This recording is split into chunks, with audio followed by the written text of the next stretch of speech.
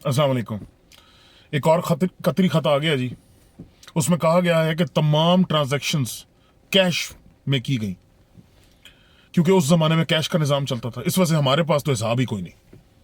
सुना है 62 और 63 की शिक को भी या तो अमेंड कर रहे हैं या खत्म कर रहे हैं। तो क्या जरूरत है? सादिक और मीन हमारे हुक्मरानों को थोड़ी होना चाहिए। अनऑफिशियली तो वैसे भी वो नहीं होते, तो लेट्स मेक इट ऑफिशियल। हैं जी? इस मुल्क में जंगल का कानून अनऑफिशियली तो वैसे ही चल रहा है, तो जंगल के कानून को ऑफिशियल कर देते हैं ना, उसको आइन का हिस्सा बना देते हैं। जाए फिर मादर पितर आजाद घूमते फिरे, कोई पूछने वाला ना हो।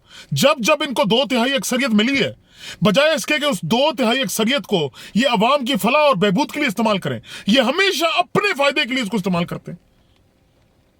ये फॉरेन रेमिटेंस का जो उन्होंने कानून बनाया, जब ये 90 की दहाई में ये हुकूमत में थे, तो ये अपने फायदे के लिए बनाया ना। यहां से पैसा बाहर भेजा, बाहर से उसको व्हाइट मनी करके वापस ले आए।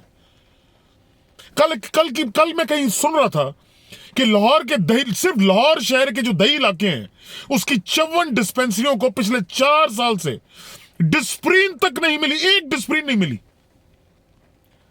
लेकिन नहीं, इन पूरी हुकूमत की मशीनरी, ये मोटू गैंग, ये तमाम मिनिस्टर्स का सिर्फ एक काम है, अपने आका का आकर जो है ना, दिन में 2 दफा उनके हक में प्रेस कॉन्फ्रेंस करें, क्योंकि इनकी तो रात को हाजिरें लगती हैं, अटेंडेंस लगती है रजिस्टर पे। ये जिस एनआरकी की तरफ इस मुल्क को धकेल रहे हैं ना, इससे सिर्फ तबाही हो सकती है और कुछ भी नहीं।